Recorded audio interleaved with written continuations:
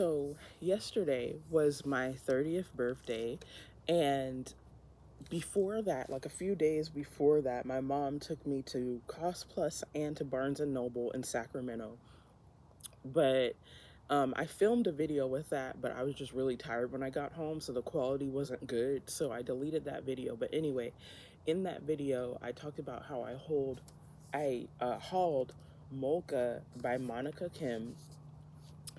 So this is a book that I've been seeing advertised a lot, and I have it on either Hoopla or Libby, but I just kind of wanted to see what the hype is about, and I don't usually do that all the time with hyped books, but because it's femgore and because it's coming from an author of color, and I've read The Eyes Are the Best Part last year, and I didn't like that book as much as I like this book. I wanted to check out this one, and then I found out that the theme was about Molkas, or hidden cameras. And the reason why this got my attention, I just felt like it was something that I haven't really seen explored in a book before. I'm sure it has, or multiple times, but it's just like a topic that was not really explored that much. And I felt like I could learn a lot from Korean culture specifically, or like Korean issues more so, through this book. And I do like to watch gamers. My favorite gamers, CoryxKenshin, and I'll link the video. But if you're a samurai and you know about CoryxKenshin and you've watched his Deadly Night gameplay, if you know, you know. But in the Deadly Night gameplay, one of the themes in that gameplay is like hidden cameras, and there's this character, Mr. Shiny, who's notoriously like out of pocket in that gameplay. But I don't know, like, because it was just such a funny CoryxKenshin moment, that it kind of Molka kind of reminded me of that. So the synopsis: Molka, an abbreviation for Mole Camera, a sneaky camera hidden to capture covert images and videos for voyeurs.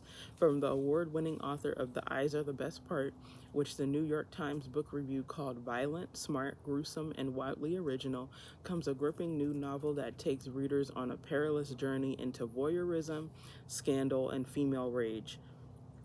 In an unassuming Seoul workplace, IT technician Jun Young's network reaches throughout the entire building. He sees every entrance, every lobby, every bathroom. The women in this building may be cold and dismissive, but he can always pull up his favorite images of them and remember who holds the real power. Until one, Da-yi, sets herself apart from the rest. Da-yi, ever the romantic, yearns to be cherished after years of living in the shadow of her perfect older sister, who tragically drowned years ago. Only her boyfriend seems to appreciate Da-yi. He's rich, handsome, and generous, and she'd do anything to hold on to the happiness he brings her. But when a hidden camera scandal rocks the city's elites, Da-yi's dreams of a fairy tale romance twist into a grotesque nightmare. Her boyfriend abandons her. Her parents reject her. Her grip on reality begins to shatter as visions of her dead sister suddenly appear. And as Jun Young's interest in Da-yi turns to obsession, that's a very loud squirrel, and the truths of their troubled lives are revealed, Da-yi must go to extreme lengths to bring the truth to light. Okay, for some reason I thought that Yoon-hee was Da-yi's younger sister, but it's because she passed away before she did. And that's not a spoiler, because we know that pretty early in the book. So let's talk about the cons first, because I want to end on a positive note. What I'm going to do different for this book review too is I see that there are discussion questions and I didn't read them. This is the only part of the book that I didn't read because I want to read them out loud and give my answer, and then you guys could, if you've read this book already, give your answer in the comment section. So that means that I have to turn the comments all the way on for this video. But anyway, what did I not like about this book? Well, sometimes when I talk about the cons of books, it's not necessarily what I didn't like, it's what I know other readers are going to be picky about, because I watch a lot of reviews too. So Monika Kim, when she released The Eyes Are the Best Part, she had mixed reviews, right? A lot of people, I would say the majority, went head over heels with it, but then there are a lot of people who say like her writing, it feels very juvenile, like very simple, very plain writing, and it's almost like jokingly not academic. Now that's kind of harsh, but I could definitely see what people see about that. But because this one was a page turner for me, I kind of overlooked that because I was immersed by other aspects of the story. So maybe you don't like Monika Kim's writing. Um, she did a little bit better with this book, but another thing about Monika Kim's writing is she's very on the nose with her didactic. Like, it's very obvious that a reader that would read a book like this knows that, um, like, intruding over women's rights is not a good thing, but it's like sometimes she feels the need to constantly bring it up. And I'll talk more about this in the prose too, because there's one thing about this that I felt like was done different and I liked. So it's her writing style, it's the way how she like does a lot of on the nose didactic. And I didn't really realize this until I watched Wicked Reading's uh, video wrap up last night. But now that I think about it, Monika Kim, she did have a lot of like suspend your disbelief or a lot of like weird plot devices where characters got out of like really sticky situations easily in a cartoonish kind of way in this book. So that would be another thing that would like turn people off. I've never read Riley Sager, but you know how some people say like Riley Sager could be like that, like just very like cartoonish, and it's kind of hard to take his videos serious or his books seriously because of that. And sometimes Peter Swanson can be like that too, or Alex Michaelides. Nobody knows how to say his last name right, but I think it's Michaelides. Or at least that's how I like to say it. So it's that. What else? The ending might disappoint some people. At first, I was kind of like, but I thought about any other way that the ending could turn out, and I think the ending was actually right for this book. There are some characters who you wanted to get justice and they just kind of slipped away, or there's some things that were not tied up. And I just got done filming my Dominion book review. So just like Dominion, the one thing that, or some things that two of these books have in common is that the ending wrap up was kind of like anticlimactic, but also I don't think that either one of these books handled the death or the funeral at the end of the book in detail. We just like graze over it, and I feel like because we spent so much time with these characters, and we've been developing like opinions about them, we should have had more information on how the people that knew them felt at the funeral. And I know funerals are cliche and we see them all the time in movies and books, but I still felt like I needed more closure with that. Um, what did I like about this book? I feel like this book actually had like an even amount of pros, or like more pros than cons, just like with Dominion. This book was a page turner. I love the idea about this talking about hidden cameras, and June Young is the guy at her company that's obsessed with her. And I think it's interesting the way how Dai is obsessed with Hayuk Jun, her rich boyfriend, but June Young is obsessed with Dai. So just seeing that is hilarious to me.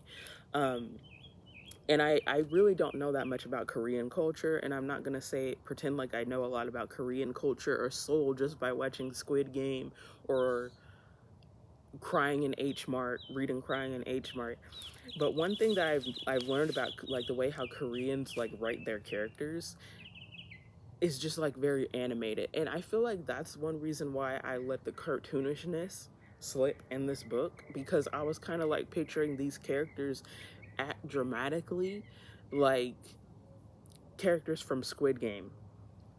But it says that Monika Kim is a second generation Korean immigrant So I don't know if her first language is English, and I'm not like pulling that card to throw shade or anything.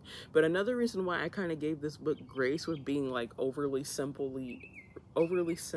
written is because, you know, sometimes when people like translate or when they speak another language, it like when they speak English is like very simple. So that's one another reason why I kind of like let it off the hook. But I felt like Jun Young is obviously a pervert and a scumbag, but for whatever reason I enjoyed reading about Jun Young because I think Monika Kim did such a great job on writing how delusional he is. Like he really thinks that he loves Dai, and he's still a misogynist though.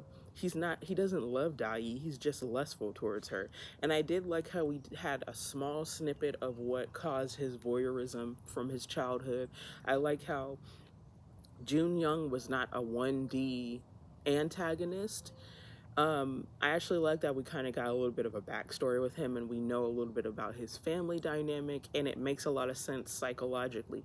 That was one thing that I wish Dominion would have done a little bit more. Like, okay, we know a certain character is a creep or they're no good, but like I need more as to what is their origin story. Um, what else was done very good? I liked the supernatural aspect of talking a little bit about Korean or Asian folklore, about monsters and ghosts and things that they believe in. It referenced like that one lady that asked people, "Do you think I'm beautiful?" Which I learned through CoryxKenshin because it was probably during Spooky Scary Sunday. But I like that aspect, and I also like the aspect of talking about Yoonhee's ghost and the way how she appears and she kind of whispers in Dai's ear to like be like this voice of vengeance or like Lilith energy for her. At first I thought it was going to be corny and I thought it was going to be overdid, but I feel like Yoonhee, she came around in the book during the perfect times that she needed to come around. Also, whenever I get to the point where like I start getting promotions and authors start sending me arcs, I wouldn't mind Addie C. Kitchens or Monika Kim sending me an arc for something in the past. Monika Kim, I do feel like she has potential. I don't think that her writing is perfect, but she's still entertaining. And the thing is, when you're a writer, you don't have to be perfect. You just have to have an audience and give the audience the things that it wants. So I feel like this book, on a very basic level, this book gave people who like to read femgore the things that they're expecting in femgore, feminism and gore. So what else was a really good thing about this book? I just really like immersive little design details in books. So in Dominion, there were some church notes, and that book is about a church, and this is about hidden cameras, and I just liked how we had this in every chapter, and then there's like these little plus signs that are usually in the middle of the camera thing breaking up instead of the three asterisks. um I will say that Dai is the type of character that doesn't really have, or in the beginning of the book she didn't really have self-preservation, but I guess you could say like she develops a little bit because she starts to have more of a backbone and she starts to exact her vengeance. It's almost kind of like a cartoonish 360. Like she goes from being super docile to just being like incredibly unhinged. So the book delivered what you would expect from a femgore or a good for her kind of book. Um, I just liked I feel like Dai, even though she was kind of annoying of a protagonist sometimes, you did feel for her and she was layered. At least she was layered and we have backstory from her. So, you know, and I felt like everybody in this book, you know, there were stakes, there was layers in most of the characters, and it just made sense. Um, There are some aspects, like a lot of these characters got by with stuff by the seat of their pants. There are some aspects when people could have been easily confronted by the authorities and the boss is warned about things and they don't care, or the police are warned about things and they don't care. So that shit will get on your nerves in the book. But again, in a lot of Korean dramas, they do stuff like this where they just make it very animated and very, it's like that's just their way of adding drama to the story. But I guess I can move on to the discussion questions because I can't think of anything else to say. These suggested questions are to spark conversation and enhance your reading of Molka. In what ways are toxic masculinity and male entitlement depicted in the story? I feel like the biggest way in which we know this is really between Junyoung constantly doting on Dayi, but also saying things like, my father always told me that men were superior, and if I tell the police that she did this, then I'll never be able to see her again. But at the same time, if she tries to attack me, I can overpower her because she's the weaker vessel type thing. So we see Junyoung being twisted, but Hayuk Jun is a prick too because he does a lot of stuff like that. But with him, it's more covert, but at the same time more brazen. And then, it has this book, I feel like it was kind of inspired by Lorena Bobbitt's story because it had themes of people who consider themselves meninists or people who care about men's rights, or just anytime a victim, no matter what the subject matter is, anytime a victim talks about things that they've gone through, immediately they're being looked at crazy, even if they are unhinged, because when you're abused, how else can you behave? People never look to see why people act like that. It's always, oh, they're black, or oh, they're female, or oh, they're young, or this or that. So they have to be crazy. Instead of, it's like people glorify the perpetrators, but they make fun of the victims. And I really hate that about society in real life. It's very twisted, but this book, it definitely talked a lot about didactic things. How does gender affect the ways in which we view the spy cam epidemic in Korea and beyond? Do you think these scandals would be understood differently if the victims were primarily men? Okay, as feminist as I am, I do want to say something. It might be a hot take or it might be an unpopular opinion, but I'm telling you, when there is a subject matter that is as serious as rape and abuse and things like that, I feel like people need to be more clear on what boundaries are. And I understand that there's the fight, flight, freeze, or fawn method. And some people, when they are faced with danger or when they don't like something, they're not very vocal about it. But I feel like to answer this question, I just kind of got reminded on how Mia Ballard did this in Sugar too, but she got canceled. If your character does not like something, obviously we're reading the book so we can tell that in Dayi's mind she's uncomfortable, or we can tell from the context clues that she was being drugged or something happened to her. But I think that some people, they hop on the feminist bandwagon and they talk about things, but they don't really deliver it in an impact that's very clear what rape or what abuse or assault is. And it's like, there are some times when people, okay, am I internalizing patriarchy when I say this? There are some times when people are with their boyfriends or whatever, and sometimes men can be rough because they're eager or whatever. That's one thing. And if that were to happen to me, I would be very clear about, I don't like this, I don't do this. But again, some people are different. Not everybody's vocal. Some men, once you give them that cue, they will stop. But then there are some guys who are just like brutal and they just don't care. It's all about their pleasure, and they don't care if they're hurting you or what they're doing is wrong.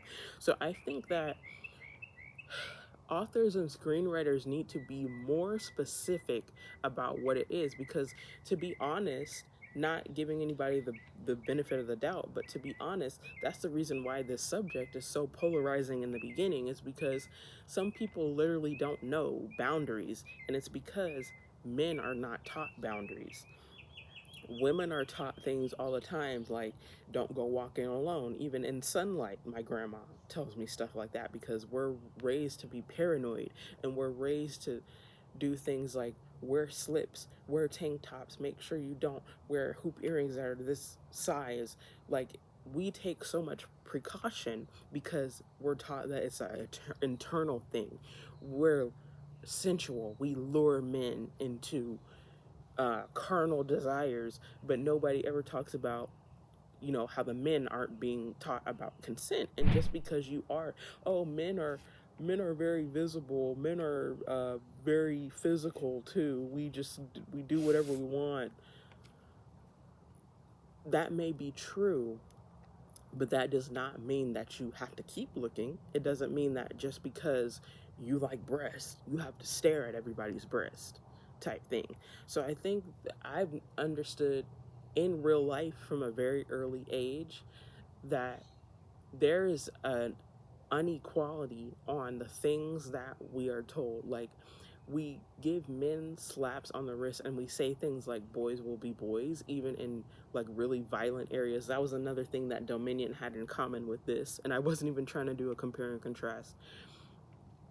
We say things like boys will be boys, or this is just locker room talk. We give men no precaution, no schooling, no lectures, but we give women a whole bunch of lectures, and they still are the victims in this situation most of the time.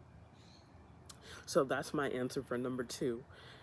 3, Dai, Jun, and Jun Young all come from different socioeconomic backgrounds. What role do class and social status play in how justice is or isn't served for each of them? I'm glad that she put this as a discussion question because this shit makes me mad in real life too. Honestly, I felt like Dai and Jun Young were on the same social class. But it's that classic case of, yeah, everybody makes mistakes. All of us have done something very regrettable that we had to repent of. And so it's arguable whether or not it's petty to keep talking about Chris Brown beating Rihanna. But what I absolutely hate, especially in the black community, how we can have men like Chris Brown, we could have people like R. Kelly or Donald Trump even, as a like example for a lot of different groups. Now he's popular with a lot of different groups. Like, we can have men like that, and because people are good looking or rich, people are so quick to jump the gun for celebrities when celebrities do things wrong. Just because this person made your childhood, or they're attractive, or they make good music, it's okay to advocate for people who will never know that you exist.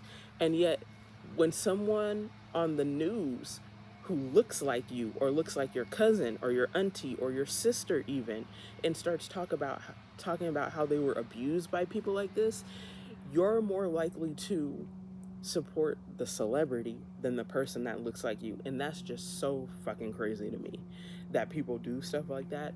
So my answer for number 3 is, I just feel like a lot of it is people just being limerent, being parasocial with celebrities or people who have status, and thinking, oh, like this person's just trying to ruin this reputation, or they're trying to get money, because that's what they would do, because they are superficial and dumb and they see it that way. And it's like advocating for these people. Like, dick riding Donald Trump is not going to make Donald Trump like you. Like, talking, like advocating for Chris Brown is not going to make him point you out in the crowd next time you go to his concert. So it's really like it really boils down to like a twisted psychology and a lack of self-love type thing to me. I feel like people, if someone has a quality that they admire, I really think it's like a shadow work thing where, like, for example, people in the book were disgusted by Dai talking about things that happened to her because her vulnerability reminded them of how they don't like their own vulnerability. But then you have someone like Hayuk Jun, who is rich and handsome, and I guess people just advocate for him because they want to be rich and handsome. I don't know. I don't think like this, so I don't know how to reason like people like that. Question number 4. Like many of us, Dayi is someone who loves to share her life on social media. Given the prevalence of smartphones and webcams and the proliferation of social media, hold up, platforms, how is the concept of privacy different today than it may have been in the past? So I was scrolling through YouTube and I saw something on my For You page a while back. I didn't watch the video, but it was talking about how like Gen Zs and millennials overshare, and I'm definitely like guilty of that because I grew up as a millennial during the time when YouTube became popular, when it was founded. And there are a lot of people who would literally just make videos about how they went to Walmart or what they're dealing with their family or just anything really, and just post it for content and they would get views. I know that there are a lot of people that do things like that on YouTube. So it's like, because I've always wanted to be a YouTuber and I grew up around that, I kind of had to stop myself recently from oversharing, especially because I'm spiritual now. I move in silence. But I think social media is just a way for people to escape when they want to feel seen or loved or important. And I think that was a big theme with Dai, just wanting to be loved. It even says that in the synopsis. So I think it's really, there's like this debate on, is social media bad in itself? Is AI bad in itself? I think really social media, it it just kind of mirrors whatever the person is that's using the social media. But now that I think about it, I really feel like social media, it could be used for good things, but it kind of encourages people to be narcissistic or to have dark triad personality traits, because it encourages you to keep on posting selfies, to keep on talking about your highest points, to get traction, to want to have people follow you, or to want to have people to like you. So it's like, and plus a lot of people, they have very unregulated nervous systems, and they just doom scroll on social media to distract them, or to, it's really escapism, but it's also just to feel relevant. Nowadays, when people don't know how to hold a conversation or when they don't want to look awkward, what do I do with my hands? Let me just pull out my phone and start scrolling, even if I'm not really looking at anything. Automatically, I found that even if I do believe that there are people like that who need to get off of their screens, I have subconsciously learned that if you want to look important, or if you want to look busy, or you don't want to be engaged in something, all you gotta do is pull out your phone. And I notice how when I see people standing in line, I view people who have phones different than I view people who are just enjoying life. Like, I want to be an influencer, but does that mean that I have to vlog every time I spend time with my family, every time I spend money, every time I get Starbucks? No, because sometimes you just got to enjoy things in the moment. And even if you are a real person, getting on social media kind of, like, you have to bring it up a notch for that. And sometimes I don't feel like doing that. So how does the novel explore the idea of consent, both physical and digital?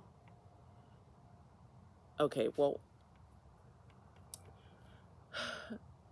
there was very little consent, you know. And again, this is not typically what feminists would talk about, but I do feel like this is something that it makes people uncomfortable, but we do need to talk about it more. Is like, it should be common sense. You don't film people or you don't do anything without them knowing. But I also feel like this goes with the previous question, because I feel like we live in an age where people, if someone's fighting, they post it on World Star. If someone looks rough at Walmart, they post it on people at Walmart. Or there have been times where people have recorded me, or I've heard people talking about how people were recording them.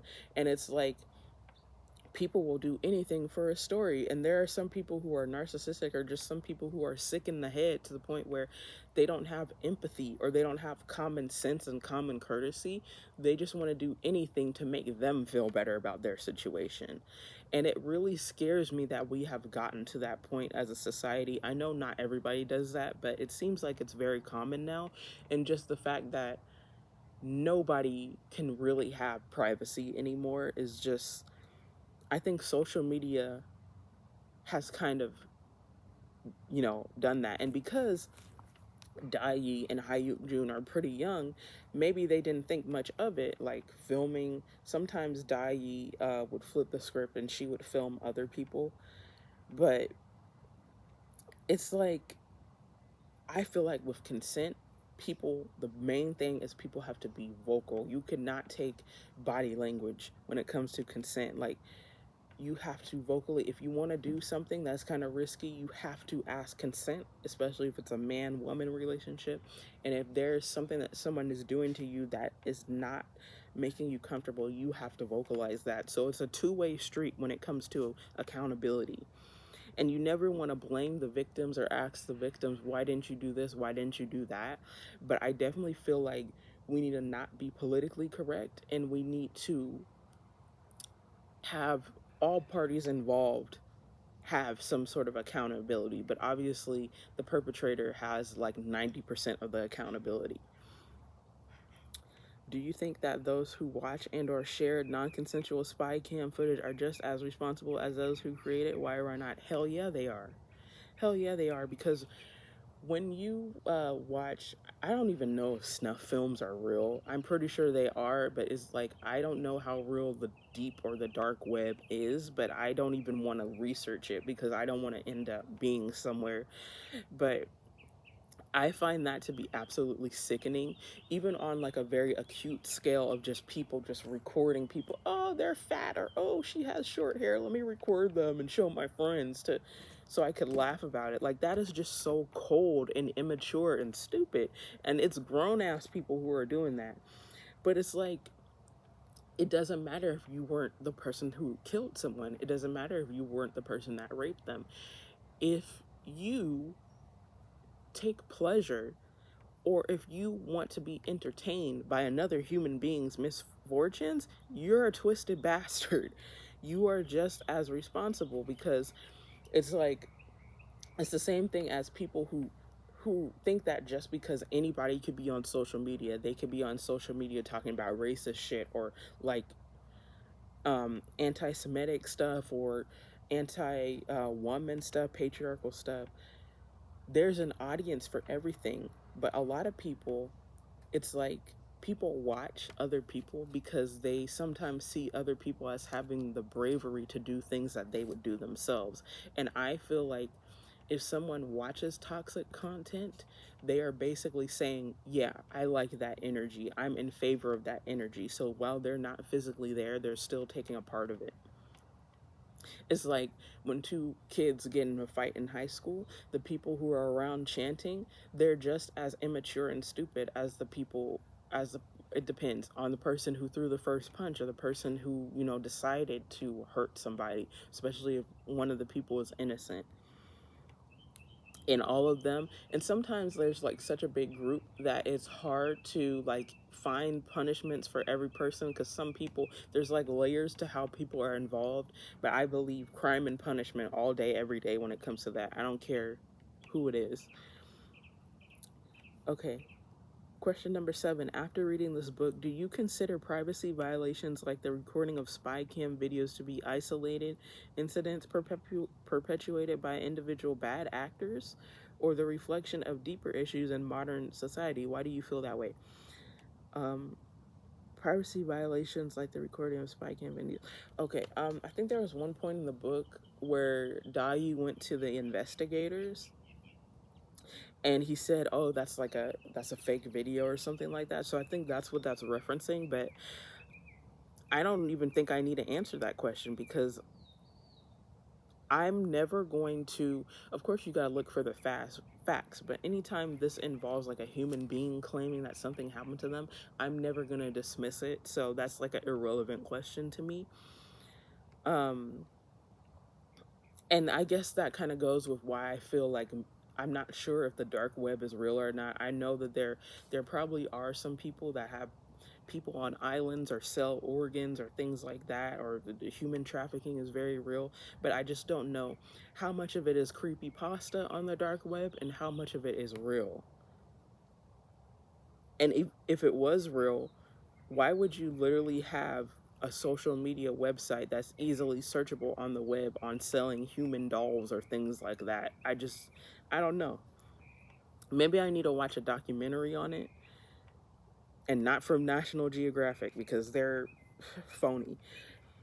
Okay, question number 8. The idea of shame is significant in East Asian cultures, especially in the context of romantic relationships and sexual activities. What impact does shame have on what happens in Dai's and Yoonhee's lives?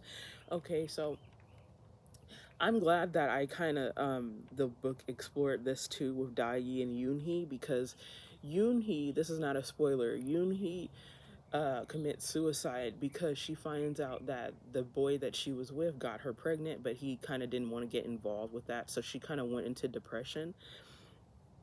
And Dai, obviously, she got caught in the Molka scandal.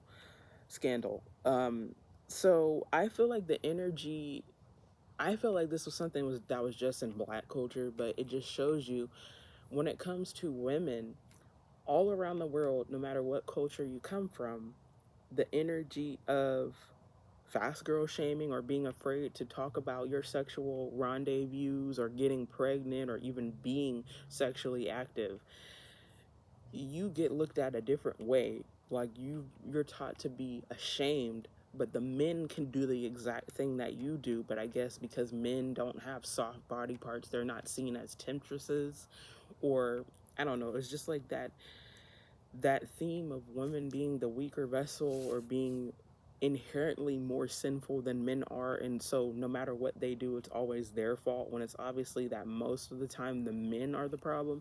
Or let's not gender it, consent is the problem in general. So I think that's how it impacted their lives. Also, I like how at the end of this book there was like a very short section of Dai going to a support group. Support groups in books are kind of like overdone too much to me. It's like an annoying trope. But I like how this book only talked about it a little bit, and it was towards the end of the book, and Dai does some untraditional things with that support group. So I'm glad that that was refreshing. For question number 9, a lack of agency defines many of the female characters in the novel. What actions do the various women take to reclaim control over their own lives? Do you agree with those actions? Dai don't give a fuck. Yoonhee don't either, especially when she passes over to the other side. Dai, she, like I said, she begins the book very docile, but then she's wild and like she's breaking into stuff. She's doing all kinds of like maniacal things. So it's really like her calling her power back, even if it's cartoonishly done. This book talks a lot about like the mothers or the women who are in the lives of these men who are doing the things, whether it's I can't say that because it's a spoiler, whether it's the people that they're courting, whether it's their mothers, whether it's just random females in general, and how they are taught to respect or to put these men above them. But this book does actually talk a lot about bad mothers, which I feel like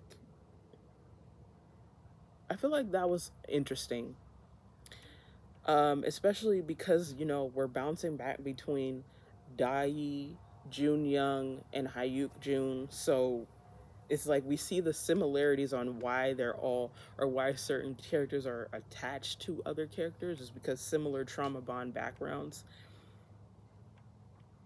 And it really shows how like the abuse of mothers, like because they don't have any authority because their husbands run everything, how they kind of take it out on their kids a little bit. But also it works the other way around too, with Jun Young's relationship with his mother was very scumbaggy. And the question number 9 says, do you agree with those actions? I mean, it's kind of like a good for her book, so it's like While Dai doesn't make the smartest decisions for herself or in general all of the time, at the end of the day, I'm like, you know what, Dai, you've been through so much. Just like let all hell break loose.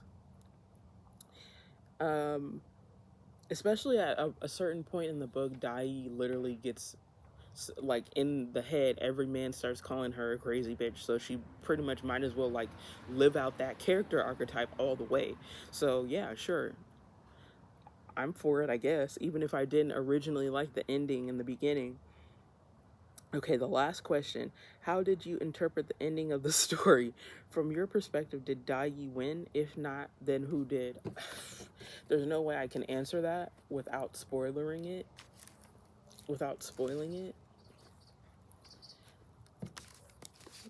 I guess you could say that both Yoonhee and Dai win at the end of the book, even if it's not in the way that you want it to end. And it's kind of like, do they end up not necessarily happy, but do they end up happy? Maybe, in a twisted sort of way. But there are still things at the end that could have, And I know some things can be fade to black. I actually am a huge fan of an open ending, but the thing is, when a lot of people reach for the open ending, they don't do it right, or it's not in the right context. This type of thing, I feel like I needed a little bit more closure, but overall, what do I feel about Molka? For now, I think I'm going to keep it on my shelf. I think now I'm going to give it a 4 out of 5 stars. I did enjoy it. It was a page turner. I am excited to read more from Monika Kim. And the thing about femgore, because it's such a very specific subgenre in horror and it's still being developed, especially like more women of color are writing it, or I wouldn't be surprised if like a man wrote a really good femgore, but it's mostly written by women for women. The thing about femgore is it's still developing, and a lot of these femgore books, they could be try hard feminism or on the surface like marketed feminism. So with femgore, if you're a fan of this genre, I would just say try to read as many femgore books as possible and then just narrow it down to which ones are really your favorite. But I am excited to read more from Monika Kim. I see on the uh, one side of the book jacket says that she got a film deal for The Eyes Are the Best Part. And even though I didn't really care for that book, I'm glad that she's getting a film deal. One thing that I can feel about Monika Kim is that she has the drive. And like I said, you don't have to be a perfect writer. You just have to be passionate about what you do, pick subject matters that you care about, not just subject matters that you feel like will sell, and know your audience and deliver to your audience. I don't know what it is about Monika Kim, but I feel like if I ever went to like a book fest and she was there, I would definitely have her sign my book. But anyway, hopefully you like this video. Let me know what your answers are to the questions, what things you agreed with, things that you disagreed with respectfully that can open my perspective. Did you love this book? Did you hate this book? Or is it somewhere in the middle for you? Right now, the only other video that I'm going to have is my Dominion video, but I am working on resetting the channel and doing playlists, so I'm going to try to, within the next 3 months, slowly upload. And it does take more time for me to upload on the BookTube channel because doing tarot is something that you could do tarot every day, all day. But reading books is something that I do for leisure. So it might take me an actual time to finish reading these books. So that being said, I might post less on this channel, but I'm still going to give you the same quality of content in editing and the same passion. Also, I know not everybody is spiritual, not everybody's into woo-woo stuff. Some of you might be more so religious, but I'm also going to start linking my tarot channel too, because I want to, grow on both channels. But anyway, I'll see you guys in the next video. Thank you for watching.